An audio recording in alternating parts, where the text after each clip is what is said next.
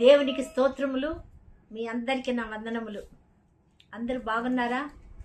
Christmas పండుగ బాగా జరుపుకున్నారా?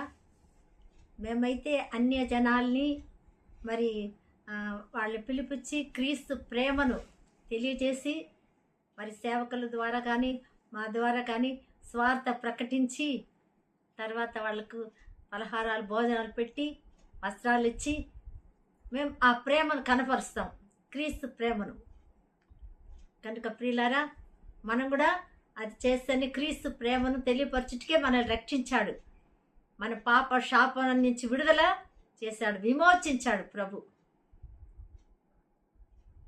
వాక్యానికి వెళ్దాము. రోమా పౌలు గారు రాసిన రోమా 16వ అధ్యాయము 25వ వచనం.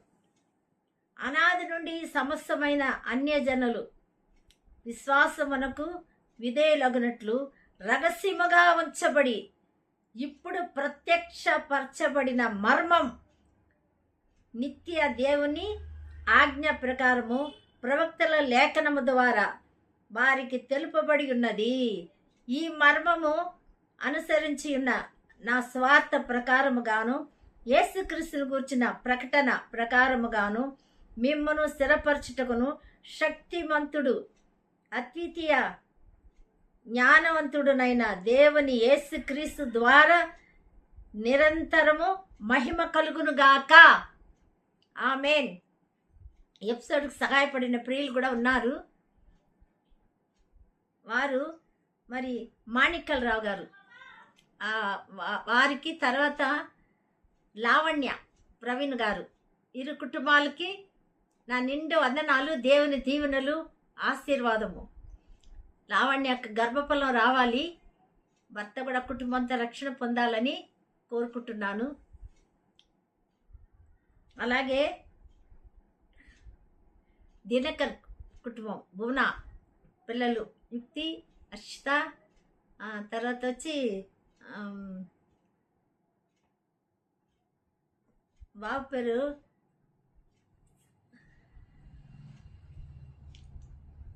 మర్చిపోయినానే.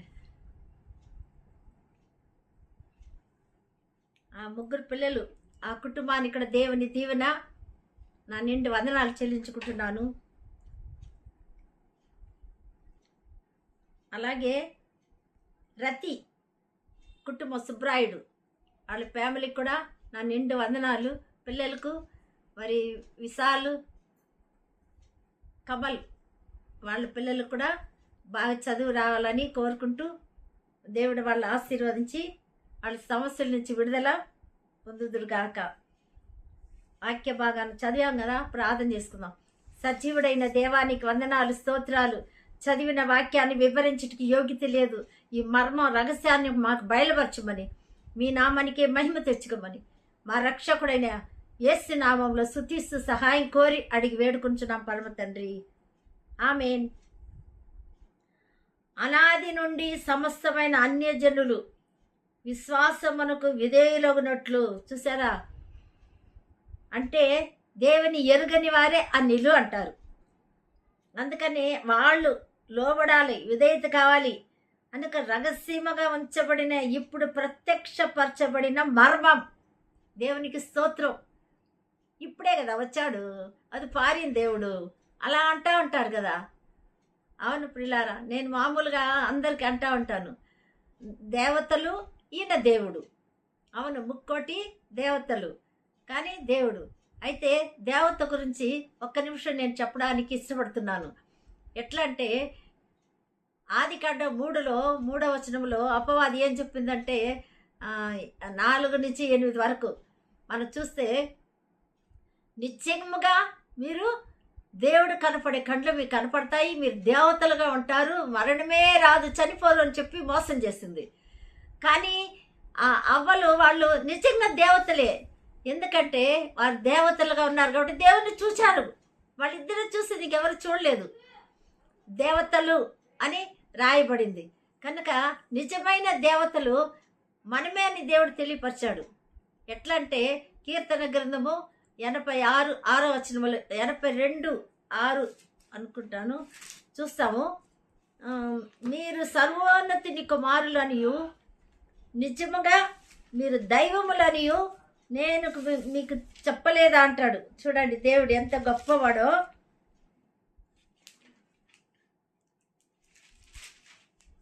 82:6 మీరు దైవములనియు మీరందరూ యెహోవా కుమారులనియు నేనే సెలవిచ్చిన్నాను.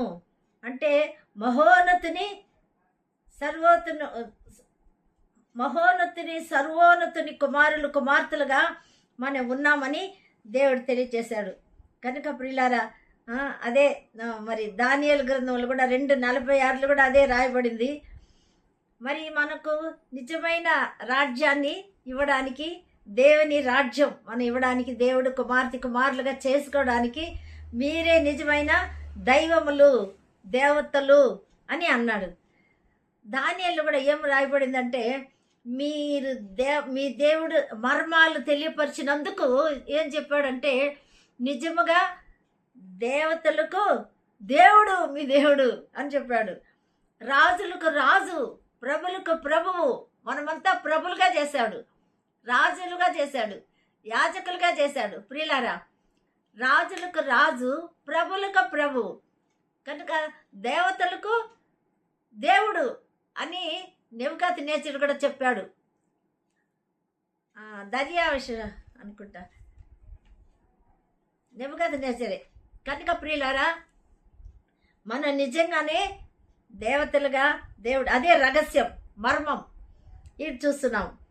కనుక ఇప్పుడు ప్రత్యక్షపరచబడిన మర్మము నిత్య దేవుని ఆజ్ఞ ప్రకారము ప్రవక్తల లేఖనము ద్వారా వారికి తెలుపబడి ఉన్నది.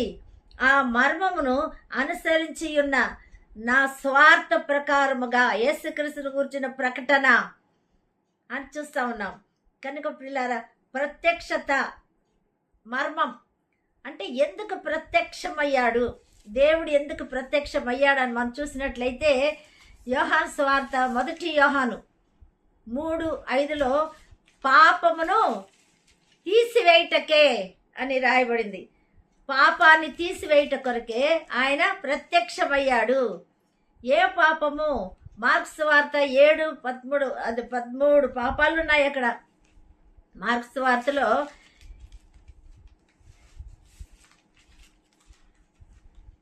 అసూయ, ద్వేషము అదంతా హృదయంలో నుంచి బయటకు వచ్చేటివే కదా.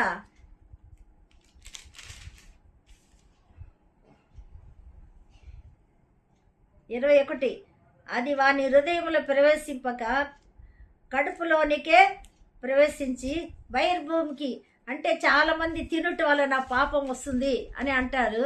అందుకే దేవుడు ఏమన్నాడంటే, తినే వస్తువులన్నీ భూగర్భానికి వెళ్ళిపోతాయి కదా.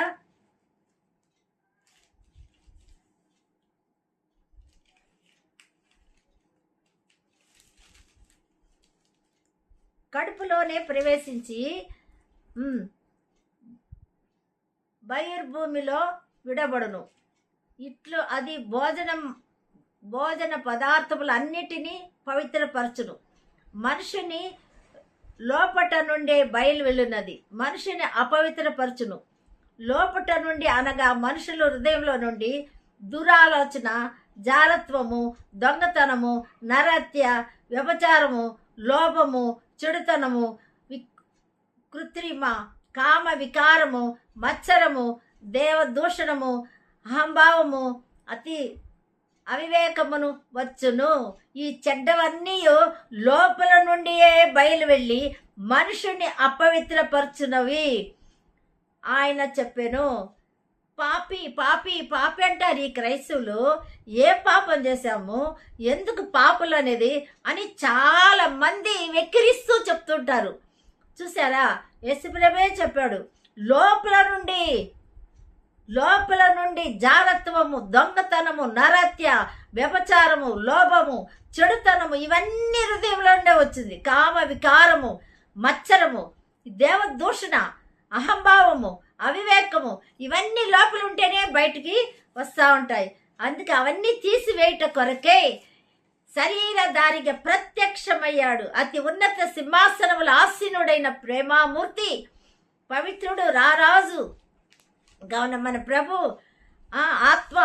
ఆత్మస్వరూపిగా ఉన్న దేవుడు ఎందుకు ప్రత్యక్షమయ్యాడని మనం చూసినట్లయితే, అదే ప్రియులారా, ఆయన ప్రత్యక్షమైంది పాపము తీసివేయుటకు ప్రత్యక్షమయ్యను.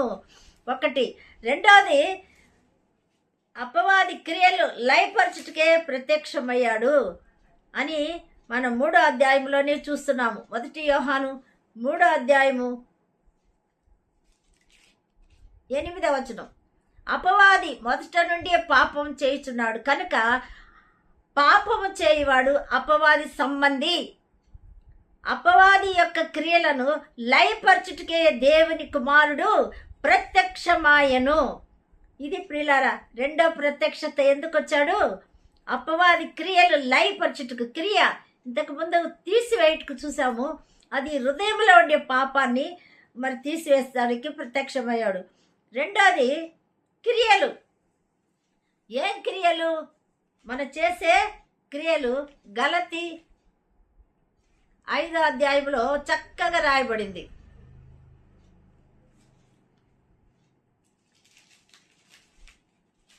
5:19.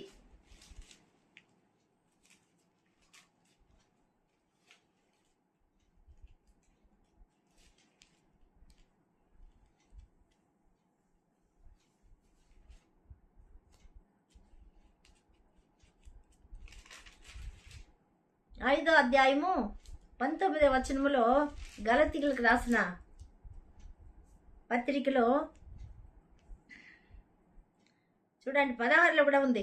నేను చెప్పినది ఏమనగా ఆత్మానుసారముగా నడుచుకొనుడి, అప్పుడు మీరు శరీరేచ్ఛలను నెరవేర్చరు. అంతే. 19లో శరీర క్రియలు ఉంది. ఈ క్రియలు లయపరచుటకే ప్రభు ఇక్కడికి వచ్చాడు.